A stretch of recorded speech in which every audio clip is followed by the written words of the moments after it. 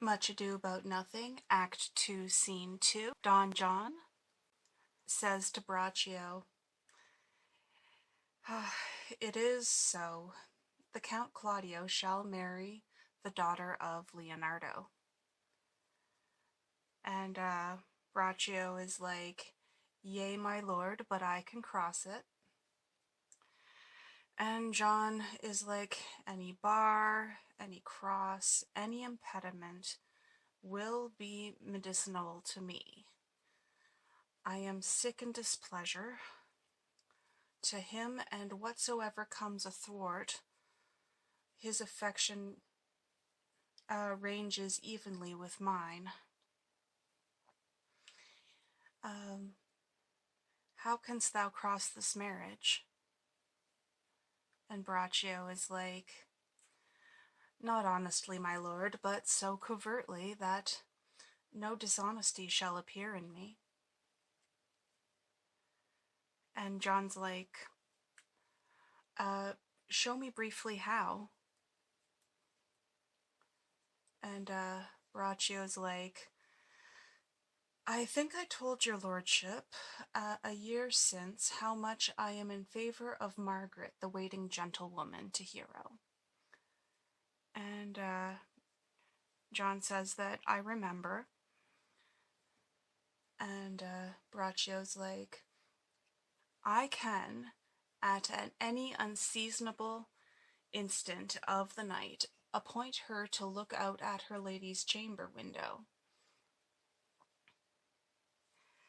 And John's like, "What is in that to be the death of this what life is in that to be the death of this marriage?" And Braccio is like, "The poison of that lies in you to temper. Go you to the prince, your brother, spare not to tell him that he hath wronged his honor in marrying the renowned Claudio, whose estimation do you mightily hold up to a contaminated stale, such a one as Hero."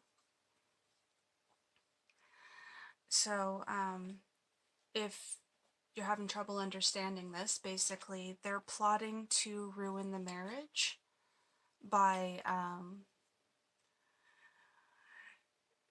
doing some underhanded things that are not going to make them look bad. They're going to make them look extra good, like they're saving them.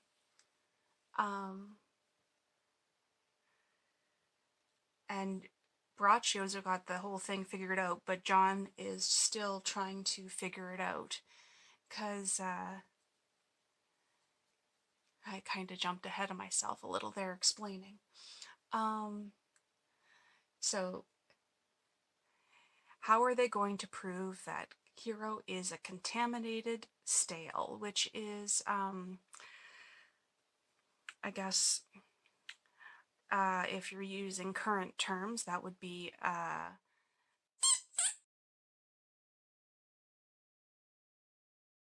like, yeah.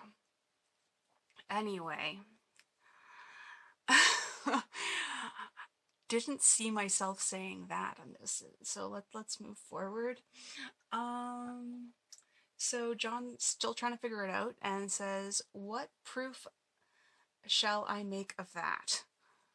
And Braccio's like, "Proof enough to misuse the prince to vex Claudio." Sorry. Proof enough to misuse the prince to vex Claudio, to undo Hero, and kill Leonardo. Look you for any other issue? So this checks all the boxes. Only to despite them, I will endeavor anything. And Braccio says, "Go then, find me a meet hour to draw Don Pedro and the Count Claudio alone. Tell them that you know that Hero loves me. intend a kind of zeal both to the prince and Claudio, as in love of your brother's honor, who hath made this match, and his friend's reputation, who is thus like to be cozened with this semblance of a maid, that you have discovered thus.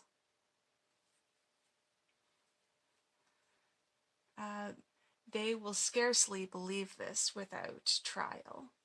Offer them instances which shall bear no less likelihood than to see me at her chamber window. Hear me call Margaret Hero. Hear Margaret term me Claudio, and bring them to see this very night before the intended wedding, for in the meantime I will so fashion the matter that Hero shall be absent. And there shall appear such sembling truth of Hero's disloyalty that jealousy shall be called assurance, and all the preparation overthrown. Grow this to what adverse issue it can. Oh, sorry, John is saying this. Grow this to what adverse issue it can. I will put it in practice. Be cunning in the work of this, and thy fee is 1,000 ducats. So John likes this so much, he's gonna pay him money for it. Braccio is like, be you constant in this accusation, and my cunning shall not shame me. I will presently go learn the day of the marriage, is what John says. And that is Act 2, Scene 2. Just got to change the page here.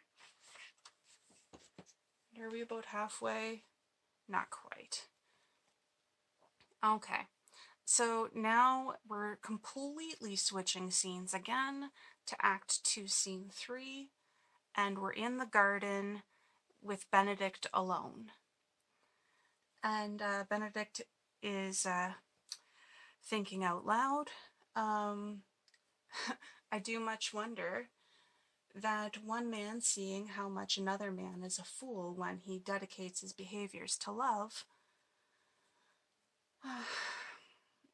will, after he hath laughed at such shallow follies in others, become the argument of his own scorn by falling in love. And such a man as Claudio is? I have known when there was no music with him but the drum and the fife, and now he had rather hear the tabor and the pipe. I have known when he would have walked 10 mile afoot to see a good armor, and now will he lie 10 nights awake carving the fashion of a new doublet. He was wont to speak plain and to the purpose like an honest man and a soldier. And now is he turned orthography. His words are a very fantastical banquet, just so many strange dishes. May I be so converted and see with these eyes? I cannot tell. I think not. I will not be sworn, but love may transform me to an oyster. But I'll take my oath on it, till he have made an oyster of me, he shall never make me such a fool. One woman is fair, yet I am well. Another is wise, yet I am well. Another virtuous, yet I am well. But till all graces be in one woman shall not come in my grace. Rich she shall be, that's certain. Wise, or I'll none. Virtuous, or I'll never cheapen her. milder come not near me. Noble, or not I for an angel? That part makes me oh, of good discourse, an excellent musician, and her hair shall be what color it please God. The prince and Monsieur Love, I will hide me in the arbor. So he's run off to hide in the bushes. And the prince, which is Don Pedro, Leonardo and Claudio arrive.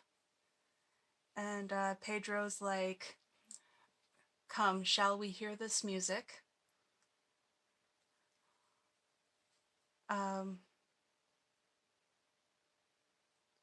Oh, I forgot to mention Balthazar. My bad. Balthazar's there too. So Pedro is like, come, shall we hear this music? And Claudio says, yea, my good lord, how still the evening is, as hushed on purpose to grace harmony. Pedro says quietly to Claudio, see you where Benedict hath hid himself? Because they know he's hiding in the bushes. This is just a whole setup. And Claudio's like, oh, very well, my lord. The music ended will fit the kid fox with a pennyworth. And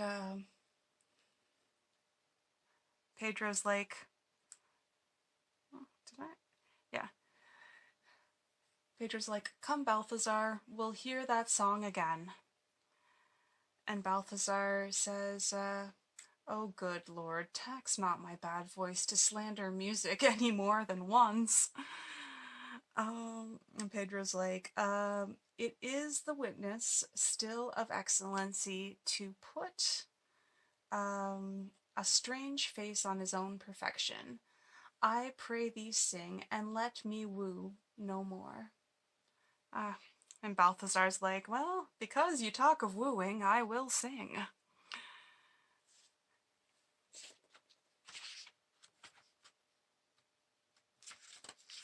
And since many a wooer doth commence his suit to her he thinks not worthy, yet he woos.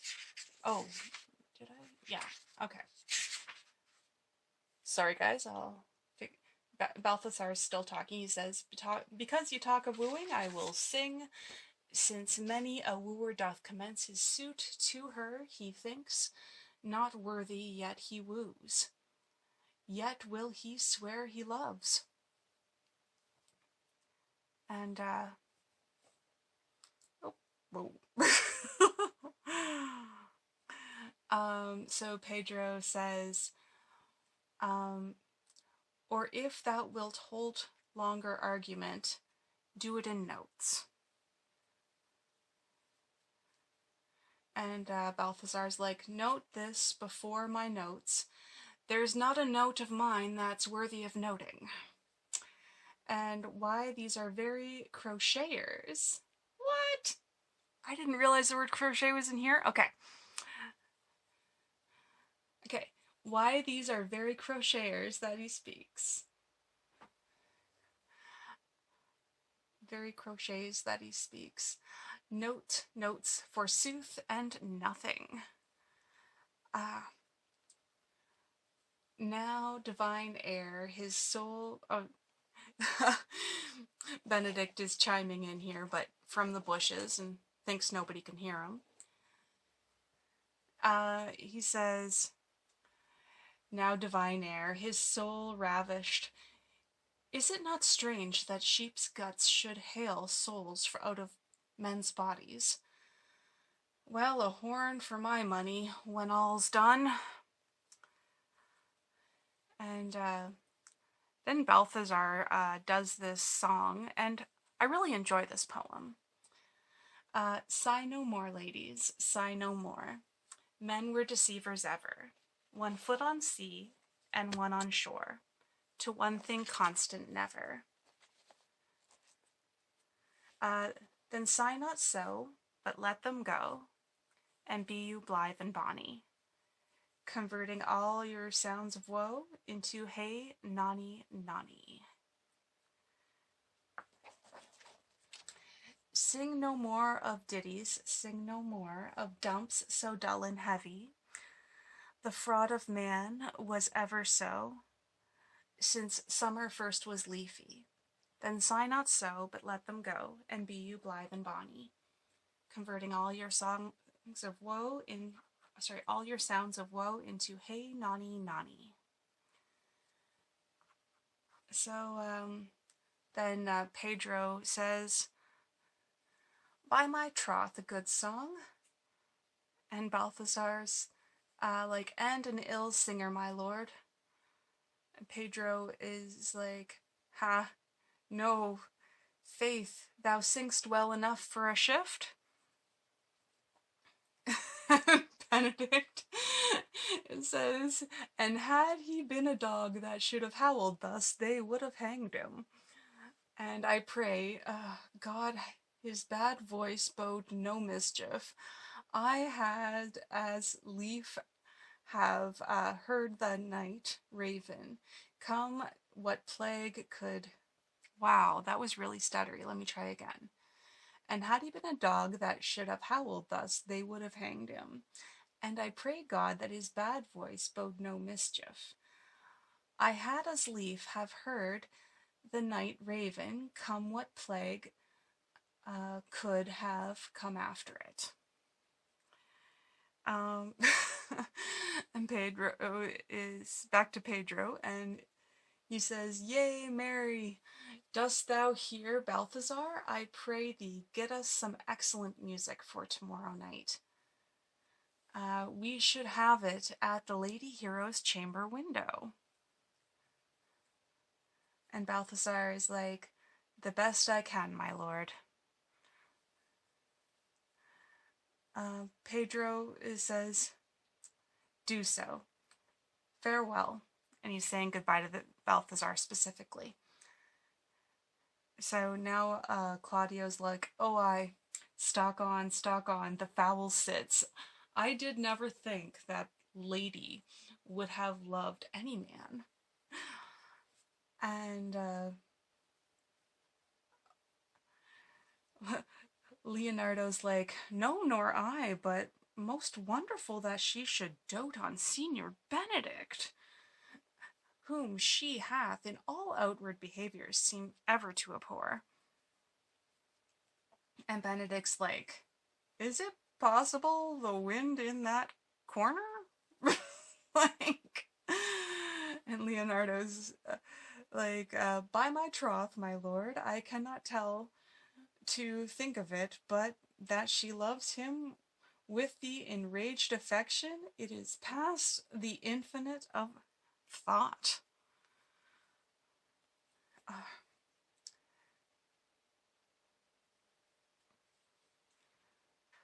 Pedro says, maybe she doth but counterfeit. Faith like enough, says Claudio. I mean, they don't want to make their ruse too obvious, right? So they're like, maybe she's lying, maybe this lie that we're making up is we're lying about it. There's levels to this onion. Okay.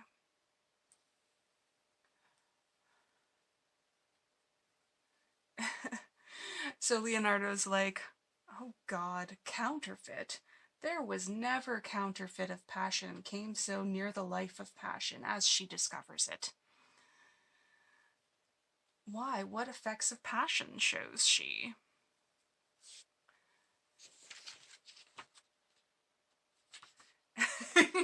And Claudio is a little bit of an aside saying, bait the hook well, this fish will bite. Because they know that Benedict's listening. And Leonardo's like, what effects, my lord? She will sit you heard my daughter tell you how. And Claudio's like, she did indeed. And Pedro's like, how I pray you. And then they, I guess, have a moment, and then they say, oh, you amaze me. I would have thought her spirit had been invincible against all assaults of affection. And Leonardo's like, I would have sworn it had, my lord, especially against Benedict. And Benedict is on the side saying, I should think this a gull, but that the white-bearded fellow speaks it. Knavery cannot sure hide himself in such reverence. And Claudio is like, he hath taken infection, hold it up. And Pedro's like, has she made her affection known to Benedict? And